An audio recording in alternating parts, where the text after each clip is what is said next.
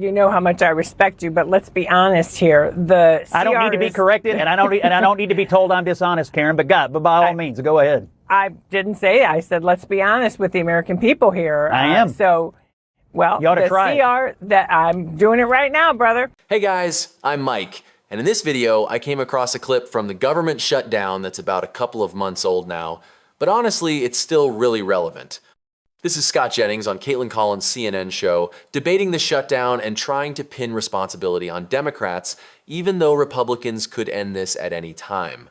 And you see this pattern a lot, right? Where MAGA pundits and Republican leadership, people like Mike Johnson, keep shifting blame instead of owning what's actually happening. In this segment, Scott Jennings goes up against Karen Finney, and I want to walk through some of the arguments, give my thoughts, and then hear what you think as well. Before we get into it, make sure you're subscribed. Let me know in the comments where you're watching from, because it's always good seeing people from around the world sharing perspectives here. Let's watch the clip together. White House is arguing today.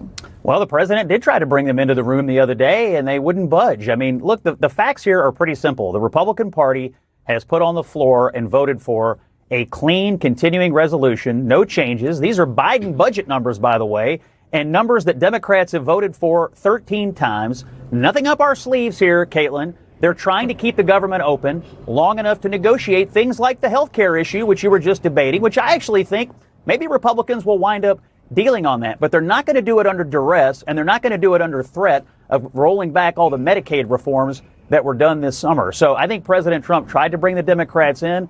And at the end of the day, I think the American people know here they're looking at two parties. One's trying to do a bunch of funny business. One's trying to keep the doors open. And right now, I don't think the funny business side is winning in the eyes of the American people.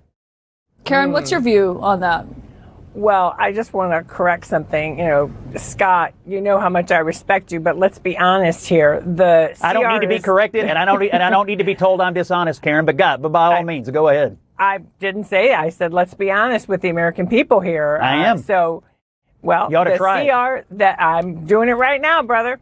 So the CR is that the Republicans have proposed is actually not clean. It's pretty dirty because it includes the $1 trillion in Medicaid cuts that the American people themselves have made clear they do not like. So it is not the same. I think it'd be a very different moment and conversation if literally we were talking about what was passed in 2024. That is not the actual fact of the case. The fact of the case is that the measure is something that, again, the American people themselves have said they do not like. The other piece of this is, I think Democrats have a clear, concise message in terms of health care. I mean, think about this. Republicans are on the side of saying we have to protect these tax cuts for billionaires. That's going to impact the wealthiest 1%.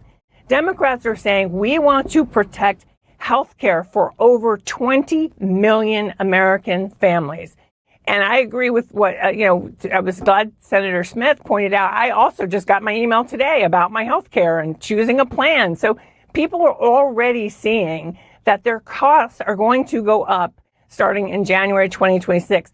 So I think Democrats feel pretty strong about this because the politics have changed. And, the last thing I would just say on this, my first government shutdown, Scott, I know you've been through a few of them too, was in the Clinton administration. And the kind of backslapping, oh, we're just joking that we heard from the vice president today. Well, we heard that from Newt Gingrich, and he was, bracing for the fight. And we all know how that worked out. I don't think the American people like seeing the president make light of their health care or their jobs. Scott, you want to respond? Yeah, sure. Look, we're stunned. I'll just be honest with you. We're stunned. The Democratic constituencies are principally immigration populations and government workers. And right now, I'm a Democrat, and I'm not an immigrant, and I'm not a government worker. You're putting one on top of yourself. You're putting one on top of the other. My mother's a Democrat. She's not an immigrant. She's not a government worker. This is what your party relies on, and you've closed shop on government in Washington, D.C., and eventually they're going to get tired of it. There is no reason this government cannot be left Americans open. Who voted. Honestly, it's kind of wild to watch Scott Jennings bristle at being told to be honest, because this is one of the most disingenuous pundits on television. Genuinely. This guy goes on shows like Kaitlan Collins on CNN. He's on Abby Phillips' show all the time, and all he does is spin. constant spin. It's misinformation, it's selective framing, it's just narrative management over and over again. And he does it with that smug little smirk like he's above the conversation. So watching him suddenly act offended, like, oh, how dare you question my honesty? It's almost funny if it wasn't so predictable. Because here's the thing, when he's talking about the president wanting everyone to come together, he knows that's not true. Donald Trump is actively telling Republicans not to negotiate with Democrats. That's not speculation. That's public. Scott Jennings absolutely knows this. So this whole performance of indignation, this fake outrage, it's just that performative. And that's what bothers me the most. It's not just disagreement, it's that he knows better. He knows the facts and he chooses to ignore them because his role on these panels is to run cover, to confuse, to muddy the waters. And then when someone calls him out and says, hey, just be honest about what's happening here, he suddenly clutches his pearls. Scott Jennings is one of the most dishonest pundits on TV, not because he doesn't understand what's going on, but because he does, and he still chooses to spin it anyway. That smirk, that smug tone, it's all part of the act. For Kamala Harris, we're all immigrants? No, I'm saying that's not true. I'm saying I'm listening to Democratic arguments about most policy issues, and I'm looking at Democratic energy, and it mostly has to do with things to do with immigrants, illegal and some legal, and things to do with government bureaucrats. And right now, you're putting one of your constituencies out of business.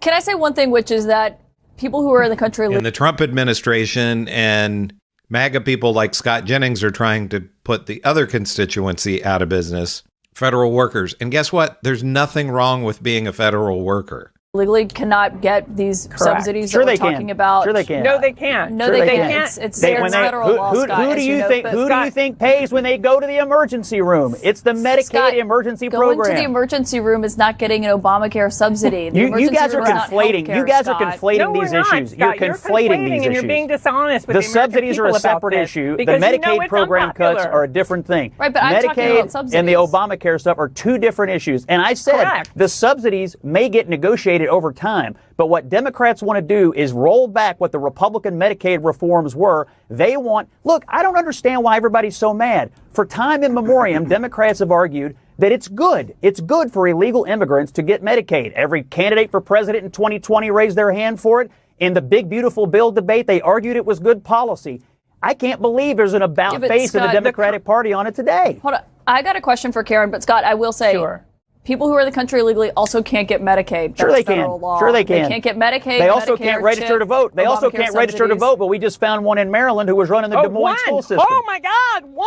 I mean, Scott. I'm telling you, you guys say these things can't happen, I'm and just then they saying, happen. Scott, but I'm just my saying God, it's federal you're law. absurd. And You they're can not run trying to cover. roll You back- can run cover they're not for trying it if to you roll want, back but they federal law. do No, get federal it's tax just the money. facts. They get But Karen, federal can I ask tax you- money. Ask Jake. Yeah. He had it on today. I'm just saying it's against federal law to Okay. do Yes, that. it is. Good luck Karen, with it. can I ask you, because one thing that we've heard from Democrats over the last several months is that the president's consolidation of power is dangerous. That's how Democrats have framed this. But now what House Speaker Mike Johnson, the point he was making here last night, is that Democrats have handed the president more power by shutting the government down, because now they're canceling and stopping these contracts and saying they're going to fire a bunch of federal workers during this period. Was that a mistake in your view? Well, but again, the president, it's a choice that the president can make. I mean, governing is all about choices, right? The leader of the country can say, hey, I'm going to protect tax cuts for billionaires, or I'm going to make sure over 20 million American families can get the subsidies they need to afford their health care and not see it double. And by the way, Russell Vought is not someone who, this government is, we know they're going to doge their way through the rest of the federal government anyway. I don't think there's much credibility in saying, hey, we're going to use this to lay people off. I mean, I just want to consider, it's a different pot of money, but think about the optics. The White House confirmed to Fox News today that the construction of the Grand Ballroom will continue while they are talking about laying people off and potentially firing people. That is outrageous. If you're serious about negotiating, as the senator said, you don't do things like that. You say, we are going to bring everybody to the table. Let's see what we can get done. And Scott, part of the reason this issue around the ACA credits, as the senator I think pointed out, there's not a lot of credibility here. So let's act like adults. Let's come to the table And stop making threats about, oh, we're going to fire these people and we're going to, you know what? You're the leader. It's your job to bring people together. Scott Jennings really is the perfect MAGA spokesperson. I mean, he just sums up MAGA personality-wise. He's smug, he's always smirking, and if you watch closely during this clip, he's constantly raising his eyebrows like he's performing for someone. And I always wonder, honestly, if he's got a friend somewhere and he's like, hey, watch this, I'm gonna raise my eyebrows 3 times on CNN tonight. Because he does this all the time.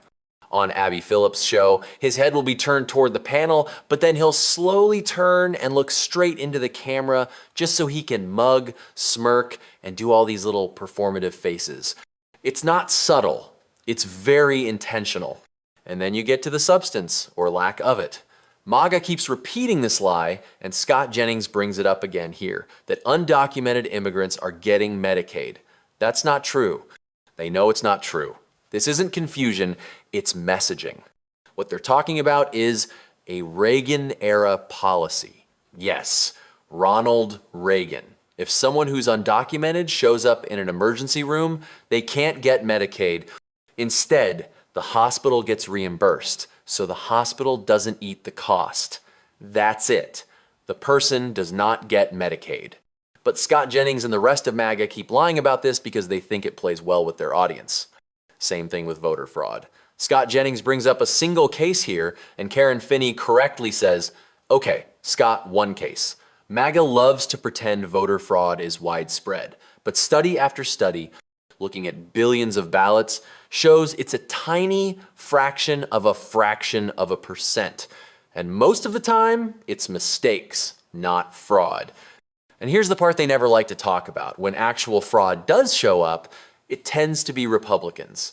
And every time Republicans launch these big investigations, they quietly shut them down when the results don't help them. That's why I call Scott Jennings a propagandist. Not because he doesn't know the facts, but because he does know them and still chooses to spin. You see it here, you see it on Abby Phillips' show, and you see it whenever he goes on CNN with Kaitlan Collins. Same playbook every time. So I want to hear from you. Do you agree with Karen Finney pushing back here? Or do you buy what Scott Jennings is selling? Let me know in the comments. And if you're watching from outside the US, tell me where you're watching from. It's always good seeing people around the world sharing perspectives here. If you found this useful, make sure to hit like, subscribe, and turn on notifications. I'm Mike, and I'll see you in the next one.